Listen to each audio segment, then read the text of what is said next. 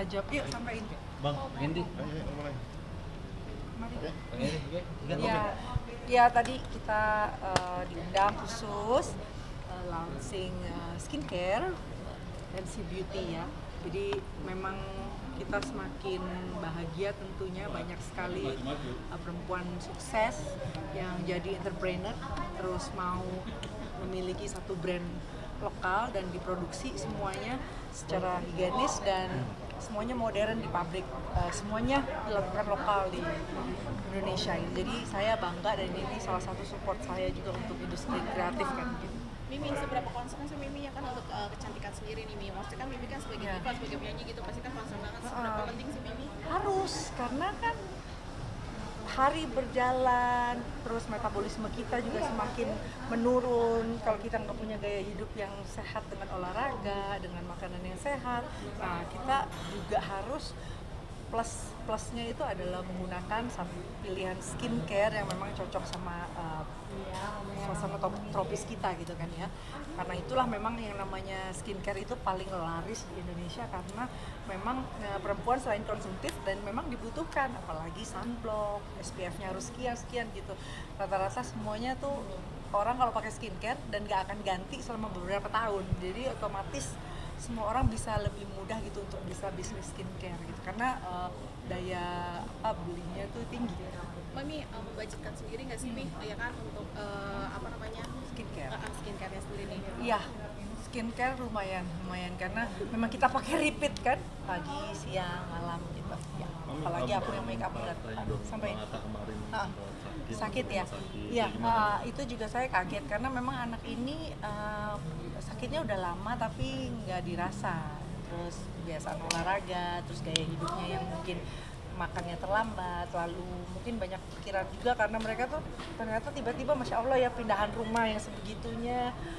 Kalau kita dulu orang tua kan mesti pilih hari, pilih tanggal untuk pindah, mereka tiba-tiba kayak sulapan, kayak sangkuriang jebret udah pindah. Jadi ya mungkin terlalu banyak angkat-angkat barang juga capek. Terkait Aurel yang sempat dibully kemarin atau gimana? Ya nggak apa-apa, ya nggak apa-apa karena namanya perempuan itu kan pasti punya semangat gitu, namanya juga dia kan sedang ikutin prosesnya, dia sedang menyusui dan lain-lain. Jadi saya bilang ya udah ikutin, terus dia orangnya juga cepet mau olahraga dan dia peka kok ya untuk dengar dan juga terima masukan, dia cukup peka. Jadi saya pikir nggak tersinggung sih kalau Aurel ya. Kalau dibully ya biasa, itu kan plus minusnya jadi entertainer, jadi harus biasa. Sempat nasihatin ke Atta juga kan, biar jaga kesehatan kayak gitu. Pilih Ibu Dewan. Sempat nasihatin juga nggak, jaga kesehatan, banyak-banyak vitamin Iya, gitu. iya, jaga kesehatan ya jelas karena mereka kan tiap hari itu kerjanya nggak office hour gitu kan, kerjanya hampir 18 jam lebih ya. Itu juga nggak pernah ngukur kapan istirahat, dan istirahat kan nggak ada yang bisa mengganti waktu tidur kita. Jadi yang terpenting tidur yang kualitas, deep sleep, itu yang akan membantu metabolisme kita menjadi lebih baik. Jadi saya bilang makannya nggak boleh pedes-pedes dan lain-lain. Lucu, perkembangan gimana? Iya, Makin lucu, iya. makin Kalau ini. Amina udah mulai repeatedly, udah banyak konsonan bicaranya udah banyak. Kalau Azura udah kelebihan berat badan. Jadi mentok kemarin saya lari sempat ketemu 30 menit, ya udah pokoknya saya harus balik lagi ke dapil untuk kampanye, jadi ya colong-colong waktu. Mimi ini kan katanya kan Azura sendiri katanya lebih mirip sama Aurel sendiri nih. Iya, ya karena botak terus gendut gitu kan. Sementara kan Aurel kan juga waktu kecil kan saya botakin, terus juga cabi gitu, jadi emang mirip Aurel sih. Ini Aurel sempat sharing nggak sih Mi kemarin? sama Cipung Mi, Oh iya. Mi melihatnya gimana sih Mi? Enggak, coba cerita sama Gemi gimana tuh cubitnya. Iya, dicubit. Jadi maksudnya dia udah bisa curhat. Terus kan dia kan udah kayak best friend ya, bestinya gitu. Jadi dia merasa kok disakitin gitu. Mungkin gemes kali ya, lucu. Kita juga kebawa emosi juga sih kalau lihat videonya, tapi ya gemes ya lucu. Oke ya, terima kasih. Baik, masih hidup di dua dunia. dunia Indonesia dan dunia Amerika, dunia yang berbeda di sini dengan kehidupan seperti ini, dan di sana jadi ibu rumah tangga. Dua dunia bener deh rasanya gitu. Jadi aku ngerasain gimana ternyata wanita karir gini, kerja terus gini, ngurus suami ya gini. Teh kalau misalnya lagi di Indonesia kayak gini, suami kayak gimana nih Teh? Suami aku sih bukan yang suka protes ya, alhamdulillah, karena kondisi juga kalau dia tahu emang pernikahan ini menempatkan kita harus menghadapi konsekuensi kehidupan yang terpisah. Harus ada perjanjian terlebih dahulu kan, harus terima jalani. Ya udah, jadi nggak boleh protes, harus terima konsekuensinya aja. Walaupun sedih. Berarti kedua-duanya saling support ya Teh? Saling support, cuman paling kayak suka ada masukan kayak kan aku udah berapa bulan di sini, terus kan suka tanya kapan aku balik ke sana, nanti aja ya, kalau aku terus terang lebih betah di sini dong gitu ya, Indonesia gitu. Tapi kan dia cuma kayak ngomong kalau bisa kita Ramadan bareng ya gitu, itu udah cukup lah untuk oke, berarti aku sebelum puasa nanti aku berangkat lagi ke sana gitu. Berarti awal Maret pas-pasin gitu, karena kan aku bentuknya masih visa turis, jadi diusahakan tuh awal bulan berangkatnya, baliknya akhir bulan, jadi kesannya tuh kayak 5 bulan padahal 6 bulan gitu. Kita harus pinter-pinter lah, kalau enggak kan aku dicurigai, maksudnya ini kenapa lebih lamaan di negara dia daripada di negara sendiri gitu. Jadi ya dikira-kira lah gitu, berstrategis gimana supaya aman untuk tetap hidup untuk bisa masuk. Nggak gampang masuk Amerika gitu, kalau kelamaan juga mereka pasti akan curiga gitu. Tapi kan aku intinya mah kalau seandainya dideportasi pun ya memang aku tetap Indonesia, aku nggak pengen jadi pindah warga negara ataupun pindah ke sana, jadi orang sana mah nggak perlu khawatir. Gue mah cinta Indonesia. Teh kalau misalnya maaf nih Teh, kalau misalnya soal hubungan sendiri seperti apa nih Teh? Enggak lah, udah umur segini, udah punya anak kambing juga di sana, udah gede-gede gitu. Jadi ya udahlah, maksudnya nggak harus juga kan. Jadi udah menikmati aja sih sebenarnya gini, nggak apa-apa, sepemikiran sama Rina Nose. Jadi maksudnya lebih menjalani kehidupan ini aja. Iya, disyukuri aja, pasti baik lah untuk aku nih sekarang dengan kondisi begini gitu. Mungkin aku orang yang tidak cukup sanggup kalau seandainya punya anak, mungkin aku punya kekurangan, mungkin ya gitulah, banyak lah, Allah lebih tahu lah. Jadi ya kalau umur segini pasti kalau berusaha punya anak sih kayaknya enggak. Tapi Gitu. udah pernah coba itu nggak sih, kayak ibarat program gitu kan? Aduh, nggak program mah kalau seandainya masih muda ya. Kalau aku kan sekarang udah 40 something, suami juga udah almost 50. Jadi ya udah aja sih, emang udah di titik ini gitu, karena resikonya lebih besar. Kalau seandainya, banyak deh pemikiran tuh, kalau tambah umur tuh semakin banyak gitu yang dipikirin. Kalau dulu mungkin aku umur 30-an kayak nggak kepikiran, kalau punya anak 40-an umur segini kita cukup umur panjang nggak ya, kalau anaknya masih kecil, kalau kita udah keburu mati gimana gitu. Sekarang tuh kalau umur segini tuh pasti banyak lah pertimbangan. Gue kayak ngerasa, perasaan gue udah umur 20-an, 30 nggak pernah mikir sedalam ini gitu. Tapi kalau udah umur 40 gini kayak yang banyak banget pikirannya, banyak pertimbangannya gitu. Apalagi dengan kondisi sekarang, banyak penyakit, banyak ini itu apa segala ya, jadi lebih kayak gitu, banyak pertimbangan, dan ini pasti baik lah buat kita. Tapi suami sendiri setuju sama Teteh atau kayak masih ngode-ngode awalnya punya anak gitu? Enggak juga sih, maksudnya ya dia malah tahu, dia mah udah almost 50 juga, dia yang ngasih ini. Terus kalau seandainya kita udah kenapa kita udah nganin, anaknya masih kecil, yang kayak gitulah pikirannya kan, kasihan ditinggalin. Kita tuh lebih karena sayang banget sama manusia kalau punya anak gitu, maksudnya anak ini kan manusia anak gitu, kita lebih mikir aduh kasihan kalau kita tinggalin, kalau kita umur yang nggak panjang, kalau kita sakit, kalau kita ini itu, masa anak kita tinggalin kecil-kecil sih gitu. Jadi yang kayak gitu juga jadi bahan pertimbangan sih gitu. Ya lo pokoknya kalau sudah pada tua tuh banyak banget pikirannya, jadinya banyak banget pertimbangannya, jadi udah disyukuri aja, banyak pertimbangan dan banyak bersyukur jadinya kalau sudah umur tuh gitu. Udah, sekian. Terima kasih. Kak, solusi Kak, dari semakin tambahnya usia, banyak pikiran gitu Kak, enjoy aja gimana nih? Banyak kajian.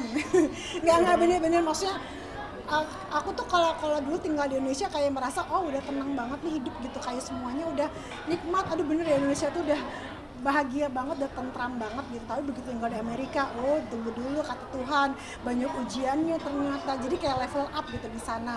Itu yang ngebuat aku jadinya bukannya malah jadi tadinya kan udah level bersyukurnya kan udah santai aja, kalau sekarang tuh oh ternyata ya Indonesia tuh aku banyak bersyukur, banyak kehidupan lebih enak.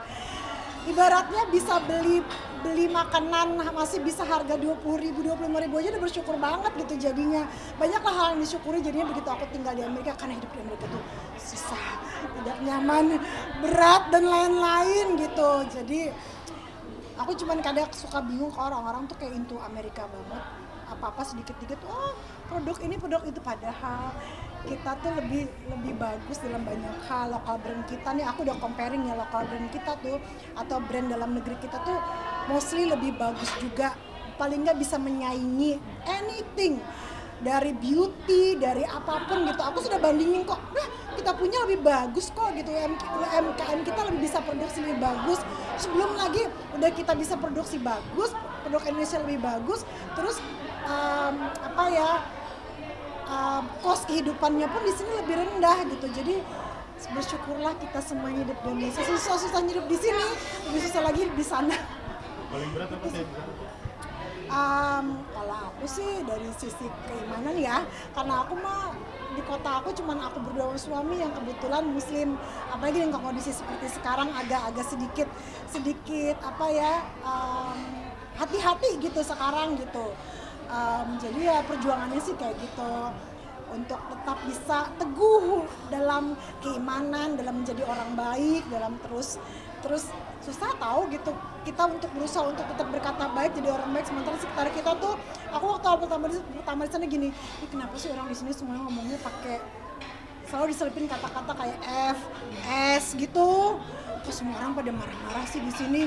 Kok semua orang pada kasar-kasar, pada teriak-teriak dulu tuh kok gitu awal-awal, cuman oh ya udahlah, emang culture shocknya luar biasa sih gitu. Tapi begitu kesininya, makanya begitu ke Indonesia aku bisa tersenyum indah karena kita di sini nikmat banget hidupnya.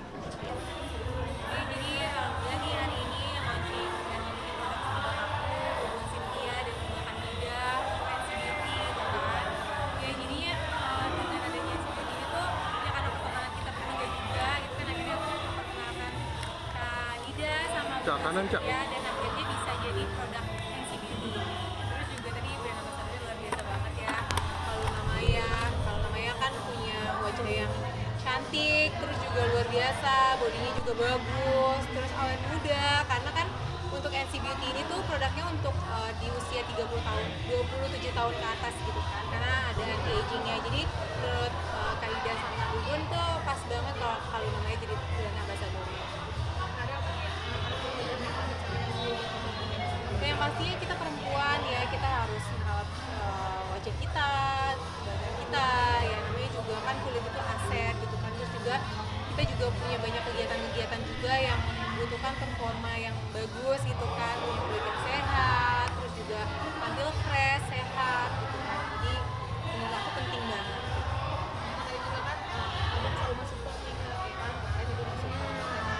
Ya pastilah semua kegiatan-kegiatan yang ada lakuin pasti harus butuh support dari suami juga. Jadi kalau selama ridho suami ya aku jalani, tapi kalau misalnya memang nggak ridho suami ya nggak aku jalani. Nah ini kan sibuk juga gitu ya kan. Gimana sih kan kalau misalnya membagi waktu antara keluarga dan anak-anak? Iya betul, karena Adel sekarang juga kan lagi ikut politik juga gitu kan, terus juga bikin juga brand baju gitu kan, bisnis-bisnis yang memang Adel suka sebenarnya.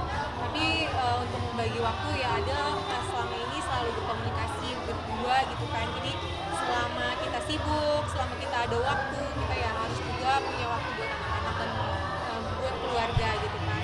Karena juga kadang-kadang anak-anak juga kan kayak pengen butuh waktu barengan sama orang tuanya gitu kan. Makanya kita tuh hal-hal yang kecil kayak mulai jemput sekolah, antar sekolah, kita juga kadang-kadang gantian, kayak misalnya Mas Fasya ada kegiatan, ada yang jemput, atau kalau misalnya nanti ada yang punya kegiatan, Mas Fasya yang jemput.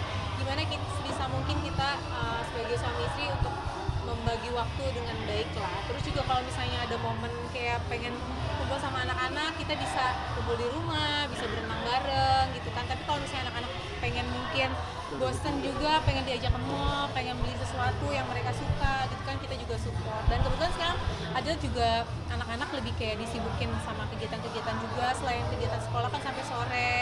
Terus juga ada kegiatan lagi kayak olahraga, dance gitu kan. Jadi memang anak-anak tuh dikasih kesibukan yang ya bermanfaat juga gitu kan. Tapi kayak setiap ada momen kita bisa kumpul bareng, kita harus kumpul bareng gitu. Kayak di rumah aja kalau misalnya kita makan bareng ya kumpul semua gitu kan. Jadi kalau Mas Fasya tuh kayak harus ngebiasain sih hal itu. Sama-sama sibuk, tapi Bang Fasya sendiri kayaknya sering selalu ngasih kejutan buat Kak Adel sebenarnya. Mas Fasya, Mas Fasya tuh kadang-kadang suka dalam hal-hal kecil dia tuh suka kasih surprise gitu kan, walaupun bukan masalah materi ya, tapi masalah dia sendiri perlakuannya sama Adel. Jadi Adel tuh ngerasa ya Mas Fasya tuh ya suami yang luar biasa lah ya, yang selalu ada untuk Adel juga kalau misalnya lagi ada masalah ya cuman supportnya bukan dari orang lain tapi dari suami sendiri. Jadi dari hal-hal kecil, dari hal apapun ya pokoknya dia selalu, pokoknya komunikasi sih yang paling penting. Surprise yang paling berkesan apa? Surprise yang paling terkesan gitu, kadang-kadang Mas Fasya tuh suka tiba-tiba punya momen yang kayak pengen ngajakin ke luar negeri berdua doang gitu kan, kayaknya itu kan spesial banget ya. Mungkin kita udah berkeluarga tapi kayak ada suami itu ada kayak di momen-momen pengen ajak pergi berdua gitu, jalan-jalan gitu kan. Menurut aku tuh ya hal yang ya kaget gitu, udah tiba-tiba udah diajakin ke sini, udah disiapin tiketnya, terus kita jalan bareng gitu. Maksudnya romantis ya?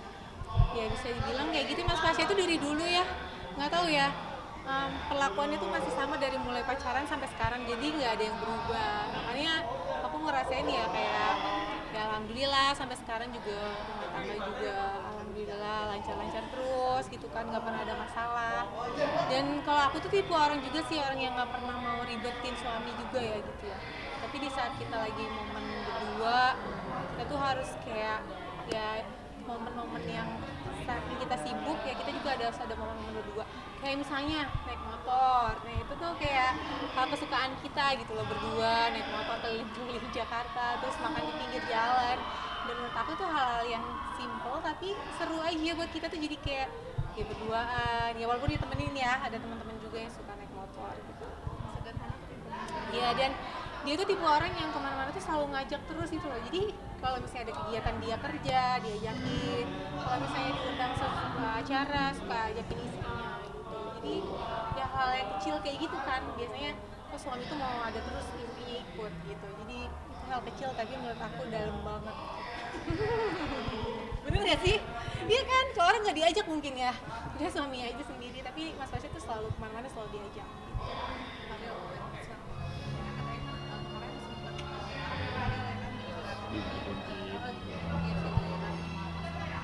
Marah gimana nih maksudnya? Marah Nggak, gimana? maksudnya kan sempat ibarat kayak perasaan bahwa lagi masalah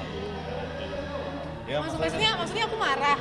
Enggak, aku nggak marah. Ya Allah, emang ada aku marah ya? bilang apa netizen gitu? Oh, mungkin karena netizennya aja kali ya yang jadi kayak suka memancing aku gitu kan. Ya namanya juga Mas Fasya ya, memang aku di saat menikah kan memang punya masa lalu ya gitu kan. Jadi ya menurut aku ya kalau misalnya dibilangnya ada sangkut pautnya atau apanya, ya menurut aku sih ya wajar-wajar aja karena punya masa lalu yang dulu gitu kan. Tapi kan kita tuh sekarang harus lihat ke depan ya. Ya banyak juga lah netizen-netizen yang jadi bikin panas gitu kan atau apa gitu. Kadang-kadang aku juga suka bales sih satu-satu gitu kan. Tapi nggak semua juga, kalau semua dibalesin juga capek juga gitu ya. Ya capek hati juga gitu kan, terus juga capek buat apa sih sebenarnya gitu kan. Yang sebenarnya yang tahu masalah keluarga kita kan kita sendiri gitu kan, jadi nggak perlu itu sih sebenarnya. tapi katanya Kak Fasya sendiri yang selalu bisa ngadepin Kak Adel sendiri, bisa ada mungkin dari mulut-mulut Iya. ketika netizen sendiri Dan Mas Fasya itu ya kayak ngasih tahu ya ngapain juga kamu katanya ya baca-baca gitu kan, karena Mas Fasya tuh tipe orang yang memang tidak pernah membaca netizen atau komen-komen yang negatif. Menurut dia kalau misalnya selama kita melakukan hal positif ya nggak usah takut dan nggak usah juga dibalas-balesin gitu kan. Tapi kalau cewek itu biasa suka sedikit agak sensitif, terus apalagi kalau kata-katanya itu kayak menyinggung gitu kan, padahal itu bukan kita seperti itu gitu kan, kayak pengen ceritanya tuh kayak aku nggak seperti itu kan, nggak mungkin juga gitu. Jadi ya sekarang jadi kayak udah deh cuek aja, maupun netizen ngomong apa aja ya terserah, yang penting ya kita nggak kayak gitu. Suka ya kalau misalnya ada netizen yang kayak gitu ya. Tapi ya maksudnya ya mungkin karena mereka juga peduli juga kali kan, pengen tahu juga, pengen kepo juga, jadi ya nggak apa-apa sih. Yang penting kan, yang paling penting ya mungkin mintanya doa-doanya yang baik aja gitu, jangan yang negatifnya. ada sendiri yang supportnya sendiri untuk Kopi sendiri gimana? Yang pastinya buat Kopi selalu support ya mungkin semuanya itu keputusannya Kak Oki, kan Kak Oki yang berumah tangga gitu. Kalau kita cuma bisa mendoakan ya, kalau misalnya keputusannya sudah seperti itu kan ya sudah Kak Oki yang menjalani, dan mudah-mudahan depannya lebih baik. Tapi ada yang bilang ada yang sempat marah gara-gara Oki curhat ke Mas Tasya. Enggak, kata siapa coba? Enggak ada. Aku nggak pernah marah juga kalau hal-hal yang kayak gitu ya. Maksudnya nggak penting juga gitu kan. Jadi ya kita baik-baik aja. Maksudnya kita juga komunikasinya juga baik, sama anak-anak juga baik. Dan Mas Tasya juga komunikasinya juga kan baik sama anak, dan kita tuh nggak ada masalah. Kadang-kadang yang bikin panas tuh mungkin netizennya aja gitu. Oke? Jadi sebenarnya pas cerita ke Mas Tasya juga cerita ke Adel. Enggak sih, nggak ada cerita malah. Ceritanya Nggak ada maksudnya nggak ada cerita sama Adel. Jadi ya udah nggak tahu kalau misalnya tinggi itu jadi panjang ya. Enggak lah, nggak apa-apa. Discuss mungkin. Kalau discuss mah nggak apa-apa ya, namanya juga mungkin kan ada urusan tentang anak atau apa itu kan nggak masalah, dan kayak Mas Tasya itu punya kewajiban sama anak-anak itu kan harus wajib gitu kan. Tapi kalau hal-hal